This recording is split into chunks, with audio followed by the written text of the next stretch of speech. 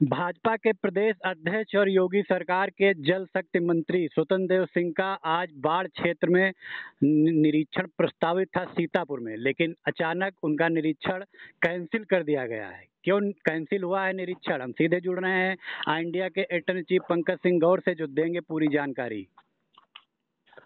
देखिए उदय, बता दूं आपको कि बाढ़ और कटान से पूर्व तैयारियों को लेकर आज महत्वपूर्ण बैठक प्रदेश सरकार के जल शक्ति मंत्री स्वतंत्र देव सिंह को करनी थी। पूर्व निर्धारित कार्यक्रम था 2 दिवसीय कार्यक्रम, एक दिन का सीतापुर का और दूसरे दिन का लखीमपुर जिले का कार्यक्रम था।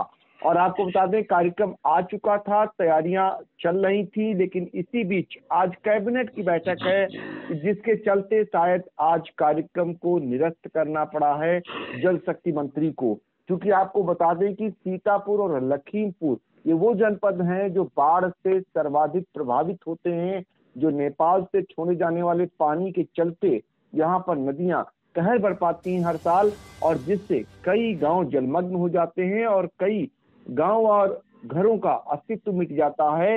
तो इसको लेकर के जो कटान रोकने संबंधी स्टड निर्माण की परियोजनाएं थी, उसका जो है निरीक्षण करना था। बहुत ही महत्वपूर्ण कार्यक्रम था। अगर कार्यक्रमों के श्रृंखला में आपको बताएं तो जल शक्ति मंत्री को आज 2:30 बजे सीतापुर निरीक्षण भवन लोक निर्माण विभाग में पहुंच जाना था, लेकिन इस बीच कार्यक्रम निरस्त हो गया, जहां उन्हें जनप्रतिनिधियों एवं पार्टी पदाधिकारियों से भेंट करना था। इसके बाद जल जीवन मिशन के अंतर्गत योजनाओं का स्थलीय निरीक्षण करना था। तहसील बिसुआ के अंतर्गत शारदा नदी के दाएं किनारे पर स्थित ग्राम गोविंदापुर, रतनगंज, औरी शाहपुर, बैरागीपुर आदि की शारदा नदी के कटान से सुरक्षा हेतु निर्माणाधीन स्टड परियोजना का निरीक्षण तथा विभागीय तालाबों व कुओं एवं जलाशयों का निरीक्षण करना था। ये कार्यक्रम इनका 3 बजे के बाद था, जो शाम तक 3 बजे के बाद 5 बजे तक चलता। इसके अलावा दूसरा कार्यक्रम इनका तीसरा कार्यक्रम कहेंगे कि तहसील लहरपुर के अंतर्गत शारदा नदी के दाएं किनारे पर स्थित ग्राम बरछता, लीलापुरवा और चटेला, बरेला एवं हनुमान पुर आदि की शारदा नदी के कटान से सुरक्षा हेतु निर्माणाधीन स्टड परियोजना का निरीक्षण तथा विभागीय तालाबों व कुओं एवं जलाशयों का निरीक्षण करना था। चौथा कार्यक्रम इनका शारदा सहायक पोषक नहर का भी निरीक्षण कार्यक्रम निर्धारित था। और इसके बाद 6:30 बजे जो है जल शक्ति मंत्री 5:30 बजे जल शक्ति विभाग के अंतर्गत समस्त जनपदीय अधिकारियों के साथ एक समीक्षा बैठक कलेक्ट्रेट में होनी थी, और रात्रि विश्राम भी यही लोक निर्माण विभाग के गेस्ट हाउस में जल शक्ति मंत्री स्वतंत्र देव सिंह का होना था। इसके बाद अगले दिन उनका जो है प्रस्थान यानी 18 मई को जो है लखीमपुर के लिए होता। लेकिन इस बीच खबर ये आई है कि जल शक्ति मंत्री भाजपा के प्रदेश अध्यक्ष स्वतंत्र देव सिंह का कार्यक्रम फिलहाल स्थगित हो गया है, और जिससे अधिकारियों के जो कार्यक्रम थे वो फिलहाल जहां के तहां रुक गए हैं। लेकिन इतना जरूर है कि सीतापुर में जो बाढ़ से रोकने के लिए, कटान से रोकने के लिए जो परियोजनाएं चल रही हैं वो लेट लतीफ चल रही हैं। उदय, आपको बता दें 4 ऐसी परियोजनाएं हैं जो बजट पास न होने के चलते, क्योंकि इस बार जो कैबिनेट की बैठक है जिसमें बजट पास होना है वो लेट हो रही है, वो कहीं न कहीं 4 परियोजनाएं प्रभावित भी हो रही हैं। और समय रहते अगर युद्ध स्तर पर इन पर कार्य न हुआ तो आने वाले समय में दिक्कतें आ सकती हैं। हालांकि कुछ दिन पहले जिलाधिकारी अनुज सिंह भी पहुंचे थे बाढ़ और कटान इलाके में। वहां पर वो निर्देश देकर आए थे कि जो परियोजनाएं हैं स्टड निर्माण की, और रात दिन उन पर काम कर बाढ़ आने से पहले ही उनको पूरा कर लिया जाए, ऐसे निर्देश जिलाधिकारी ने दे दिए हैं। लेकिन अमल कितना होता है ये देखने वाला होगा। कहीं न कहीं बजट भी आड़े आ रहा है। समय रहते सरकार का बजट पास न हुआ तो दिक्कत आ सकती है, ये परियोजनाएं पूरी नहीं हो सकती हैं। और सीतापुर में हर साल तमाम प्रयासों के बावजूद भी कुछ गांवों का अस्तित्व मिटता है, कई घरों को नदियां निगल जाती हैं और स्कूल तक निकल गई नदियां। तो ऐसे में समय रहते यदि युद्ध स्तर पर कार्य न हुआ, चूंकि अब समय कम ही बचा है बाढ़ और कटान को लेकर के, तो आने वाले समय में यानी बाढ़ और कटान के समय समस्या भी उत्पन्न हो सकती है। जी बिल्कुल, तो बड़ी खबर ये आ रही है इस वक़्त कि जल शक्ति मंत्री का जो निरीक्षण था प्रस्तावित था पहले से कार्यक्रम और बैठक होनी थी समीक्षा आज कलेक्ट्रेट में, वो फ़िलहाल कैंसल हो गई है।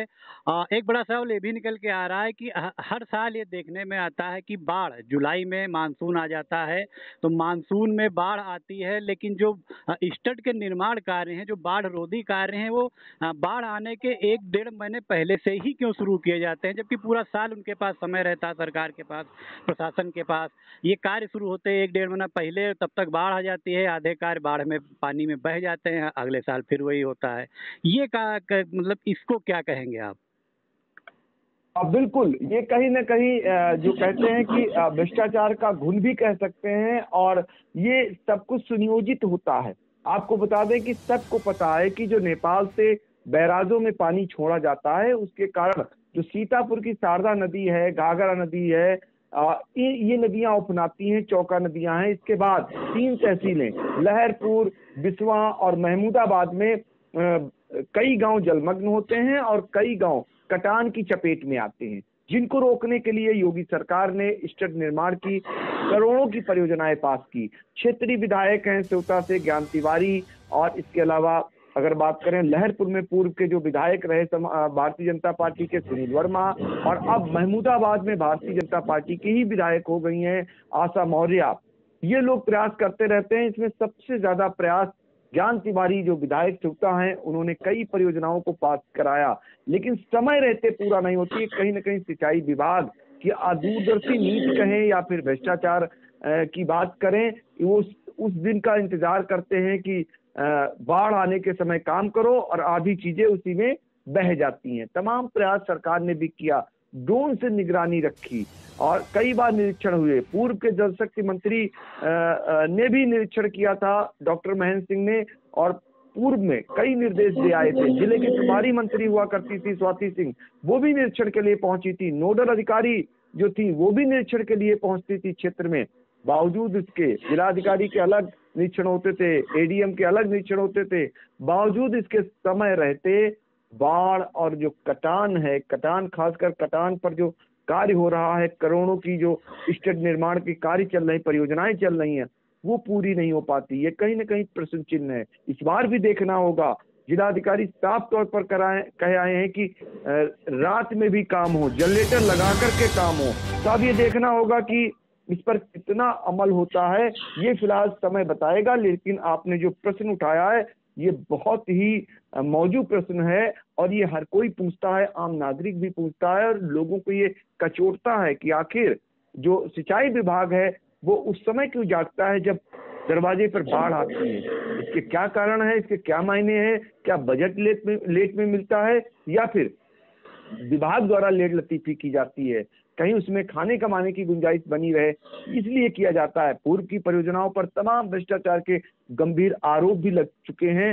इस बार सीतापुर में देखना होगा और मजेदार बात यह है कि सिंचाई विभाग के बरसों बरस से अधिकारी भी तैनात वही हैं, फिर भी समय रहते काम नहीं कर पाते हैं और कई गांवों का अस्तित्व मिट ही जाता है, घर उनके नदी निगल ही जाती है और फिर एक बार यही कवायद फिर होने जा रही है। ये देखना होगा कि इस बार क्या समय रहते परियोजनाएं पूरी हो पाएंगी या नहीं। जी बिल्कुल, स्थानीय जनप्रतिनिधि से लेकर शासन प्रशासन संजीदा तो बेहद है, करोड़ों रुपए का बजट भी दिया जाता है। लेकिन ये सवाल हम छोड़ के जा रहे हैं अपनी इस खबर में अपने दर्शकों के लिए भी और जितने भी लोग हमसे इस वक्त जुड़े हैं उनके लिए भी कि आप प्रतिक्रिया दें इस सवाल का कि आखिर बाढ़ जब आने वाली होती है उसके ठीक पहले ही परियोजनाएं क्यों शुरू की जाती हैं? क्यों पूरे साल जो समय रहता है इनके पास उस वक्त नहीं ये काम करते हैं? ये सवाल है सरकार के लिए पूरी जनता की तरफ से। फिलहाल आप लोग जुड़े रहिए आई इंडिया से। सीतापुर से लेकर यूपी की हर छोटी बड़ी खबर हम आपको करेंगे अपडेट सबसे पहले।